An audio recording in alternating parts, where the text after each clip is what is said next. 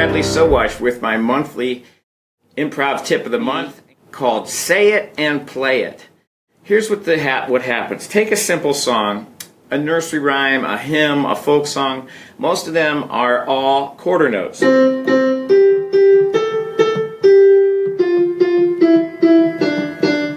Quarter, quarter, quarter.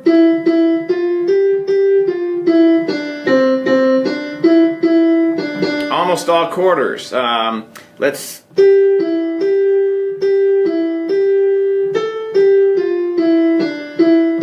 of quarter notes in those singable songs. How do you come up with rhythms to enhance quarter note based songs that are so simple? A lot of these songs are folk songs and hymns and nursery rhymes, and that's because they're designed to be sung by amateurs, maybe in a church service or a mother singing to her baby and that kind of thing. So the songs are simple, and that's great. It makes them very singable, very learnable. And if we're going to take those songs and make them more interesting on an instrument, because we don't have the lyrics to support it and we're after more rhythmic interest, you can use this technique called Say It and Play It. What you're going to do is use the power of language and the highly rhythmic nature of language. I heard somebody say the other day, referring to someone who thought they were unmusical, and they said, "I don't have a musical bone in my body. I don't have a musical bone in my body. I don't have a musical," that's very rhythmic. So all of us are very used to complex rhythms because we speak.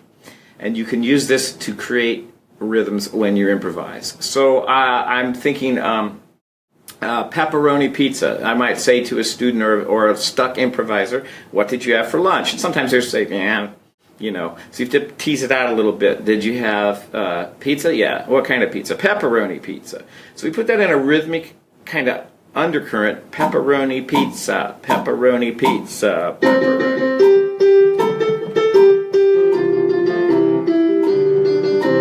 Pepperoni pizza, pepperoni pizza. Okay, so that's automatically a much more interesting rhythm. Sometimes people will say, let's improvise. I don't know what to play. I don't know what to play. And a lot of times you get a laugh when you do that, because it helps the person you're coaching up realize that whatever they do is valid. And so I'm just looking around my studio just before this, and I found this cute little cartoon here. I'm sorry I didn't practice this week, Mrs. Tinklemeyer. I just had so many distractions. And there he is, sitting on a desert island in the middle of the ocean. So I'm sorry I didn't practice this week, Mrs. Tinklemeyer. Oh no. So you see how we've fit that into the language. But a good way to get that to be organic is to speak it your normal way. I'm sorry I didn't practice this week, Mrs. Tinklemeyer. I'm sorry. A little pause there. I didn't practice this week. Tiny pause. Mrs. Tinklemeyer.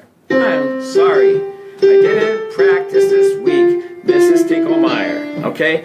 Now, it even works better when you're improvising straight out, which we'll look at in a minute, when you don't have to conform it all to a melody. Yes. So if you're playing these rhythms of Say It and Play It, once you identify that rhythm, you can manipulate that rhythm. So let's take pepperoni pizza and play it backwards. Pepperoni pizza. Well, we have 4/8 notes and 2 quarters. 1, 2, 3, 4, or 1 and 2 and 3, 4. So we might just reverse that and play 2/8 notes or 2 quarters, then 4/8 notes.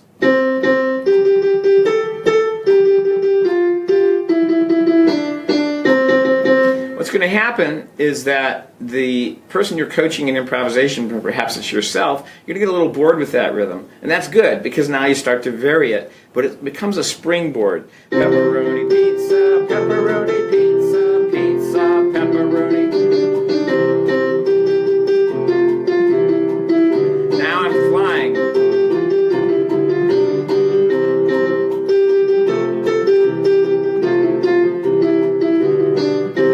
So, it sort of became a springboard for me. You could do the same thing with improvisations that are over chord changes, like in the jazz style. And by the way, not all quarter note songs are nursery rhymes or simple songs. A lot of really famous standards are quite simple.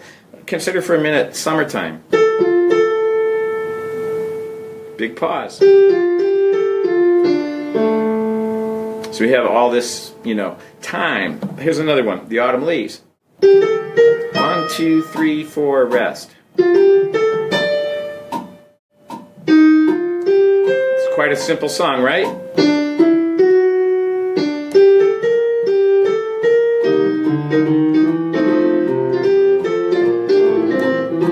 Giving you lots of time to fill in between. That's a whole other subject. But let's say we're soloing over the chords, say to Autumn Leaves. That happens to be in the key I'm in, C minor 7, for those of you who are interested, F7, B flat major 7, E flat major 7, and on it goes. So I'm going to, a lot of times you have an improvisation scale in mind. A lot of jazz educators or improv educators or, little starter books will have a teacher part written out and a student suggested notes. They'll get you going, but there won't be enough rhythmic suggestions, and that's where I find students get stuck. Okay, I can play these notes, so what do I do? So let's say I told a student they could play G, C, D, and E flat. You might get this. So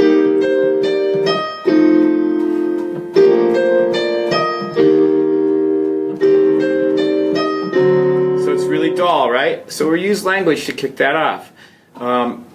You can look around your studio. It says over there, life is good, music makes it better. Life is good, music makes it better. Life is good.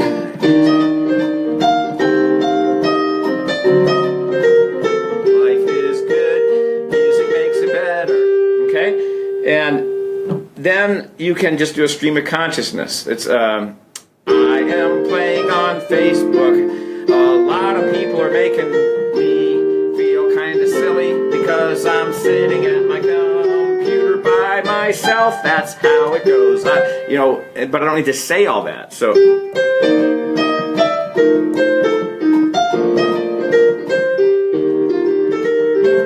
I'm thinking language actually while I'm finding those rhythms.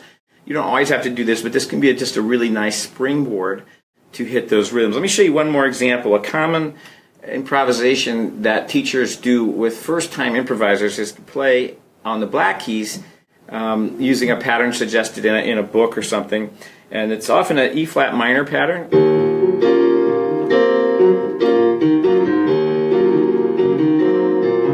Now, so I'm just kind of making that up, and you'd say, goof around on the black keys.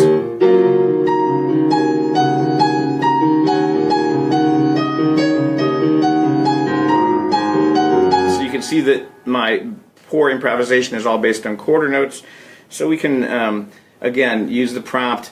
What do you feel like playing today? I'm not really sure what to play. I'm not really sure what to play. I'm not really sure what to play.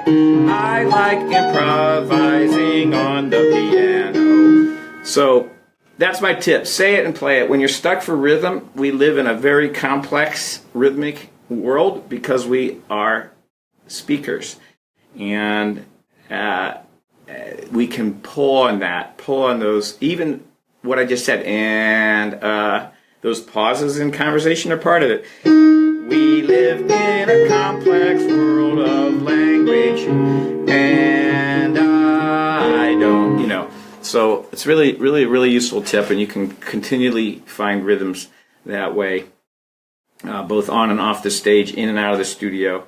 And just sometimes we just need that little push, that little prompt to get our creative imagination flowing. And this is one of those really good tricks. So thank you, and until next time, enjoy your creative music making journey.